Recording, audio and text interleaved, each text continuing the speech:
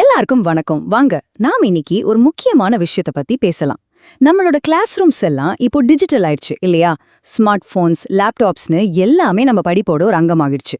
ஆனா இந்த டெக்னாலஜி நமக்கு நிறைய நல்லது செஞ்சாலும் கூடவே சில பெரிய சவால்களையும் கொண்டு வருது. அது என்னன்னு தான் நாம இப்போ ஆழமா பார்க்க போறோம். சரி, முதல்ல நம்ம மனசுல வர்ற ஒரு முக்கியமான கேள்வி, இந்த டிஜிட்டல் வகுப்பறை எல்லா மாணவர்களுக்கும் உண்மையிலே நியாயமா இருக்கா? எல்லாருக்கும் ஒரே மாதிரி வாய்ப்பு கிடைக்குதா? வாங்க இத பத்தி கொஞ்சம் யோசிப்போம். நம்ம முன்னாடி இருக்கிற முதல் பெரிய தடையே இந்த டெக்னாலஜி எல்லாருக்கும் சமமா கிடைக்குதாங்கிறது தான்.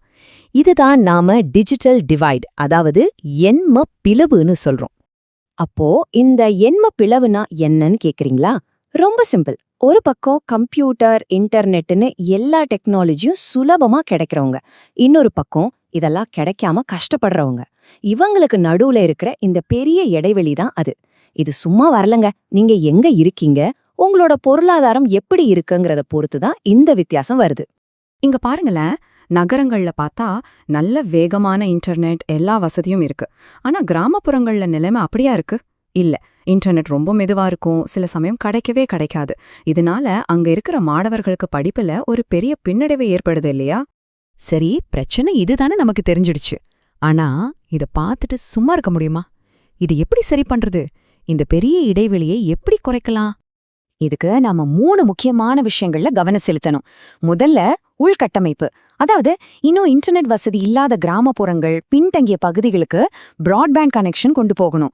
ரெண்டாவதா மானிய திட்டங்கள், ஏழை குடும்பங்களுக்கு கம்ப்யூட்டர், இன்டர்நெட் எல்லாம் குறைஞ்ச விலையில கிடைக்கிற மாதிரி அரசு உதவலாம்.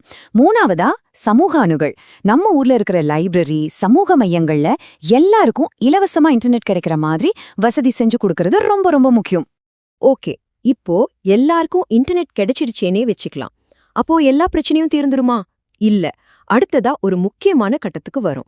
நமக்கு கிடைக்கிற தகவல்களை நாம எப்படி பொறுப்பா பயன்படுத்துறோங்கிறது தான் அது. சொல்லப்போனா இதுதான் நம்ம டிஜிட்டல் உலகத்துக்கான ரூல்ஸ். வகுப்பறைகள்ல மாணவர்களோட டேட்டாவை கையாளும்போது 3 முக்கியமான கொள்கைகளை நாம மறக்கவே கூடாது. 1, மாணவர்களோட எந்த ஒரு டேட்டாவையும் அவங்க கிட்டயோ அவங்க பெற்றோர்கிட்டயும் முறையா அனுமதி வாங்காம சேகரிக்க கூடாது. 2வது, படிப்புக்கு என்ன தேவையோ அந்த டேட்டாவை மட்டும்தான் வாங்கணும், தேவையில்லாததை கேட்கவே கூடாது. 3வதா, மாணவர்கள் அவங்க டேட்டாவை எப்ப வேணாலும் பார்க்கறதுக்கும் அதுல திருத்தம் பண்றதுக்கும், ஏன் அதை நீக்கிறதுக்கும் கூட அவங்களுக்கு முழு உரிமை இருக்கணும். இது ரொம்ப ரொம்ப முக்கியம். இது வெறும் டேட்டா பாதுகாப்பு பத்தி மட்டும் இல்லங்க, இது கல்வி நேர்மைய பத்தியும் தான். இன்டர்நெட்ல இருந்து எதையாவது எடுக்கும்போது அது யாருடைய உழைப்புன்னு நாம மதிக்கணும். சுலபமா காப்பி அடிக்கிறதுங்கிறது தப்பு. ஒரு நல்ல டிஜிட்டல் சிட்டிசனா இருக்கிறதுக்கு இது ஒரு அடிப்படை பண்பு. சரி, இப்போ கொஞ்சம் பிராக்டிக்கலான விஷயத்துக்கு போலாம். இன்டர்நெட் வசதி, அதை பயன்படுத்துறதுக்கான நெறிமுறைகள், இதெல்லாம் பார்த்தோம். இப்போ ஆன்லைன்ல நாம எப்படி பாதுகாப்பா இருக்கிறதுன்னு பார்க்கலாம் வாங்க. உங்க ஆன்லைன் அக்கவுண்ட்ஸ் எல்லாத்தையும் பாதுகாக்க ஒரு ரொம்ப வலிமையான பூட்டு இருக்கு. அது என்னவா இருக்கும்னு நினைக்கிறீங்க? அதுதான் மல்டி ஃபேக்டர் ஆத்தென்டிகேஷன், அதாவது MFA. இது ரொம்ப சிம்பிளான ஆனா பவர்ஃபுல்லான ஒரு விஷயம். இது எப்படி வேலை செய்யும்னா, நீங்க பாஸ்வேர்ட் போட்டதுக்கு அப்புறம் உங்க போனுக்கு ஒரு கோடு வரும். அந்த கோடையும் நீங்க என்டர் பண்ணாதான் உள்ள போக முடியும். இது ஒரு டபுள் லாக் மாதிரி. உங்க பாஸ்வேர்ட் யாருக்காவது தெரிஞ்சா கூட இந்த 2வது லாக் அவங்கள தடுத்துடும். அதே மாதிரி ஃபிஷிங் மாதிரியான ஆன்லைன் மோசடிகள்லயும் நாம ரொம்ப கவனமா இருக்கணும். ஃபிஷிங்னா என்ன? உங்களை ஏமாத்தி உங்க பாஸ்வேர்ட், பேங்க் டீட்டெயில்ஸ் மாதிரி தனிப்பட்ட தகவல்களை திருடுறது தான். 3 விஷயங்களை நீங்க எப்பவும் ஞாபகம் வச்சுக்கணும். 1, உங்களுக்கு தெரியாத நம்பர்ல இருந்து வந்து உங்க பர்சனல் டீட்டெயில்ஸ் கேட்டா கொடுக்காதீங்க. 2வது, யார் அனுப்புனாங்கன்னு தெரியாத லிங்கை கிளிக் பண்ணாதீங்க. 3வது, உடனே பண்ணுங்க இல்லனா உங்க அக்கவுண்ட் பிளாக் ஆயிடும்னு உங்களை அவசரப்படுத்துற மெசேஜ்களை நம்பாதீங்க.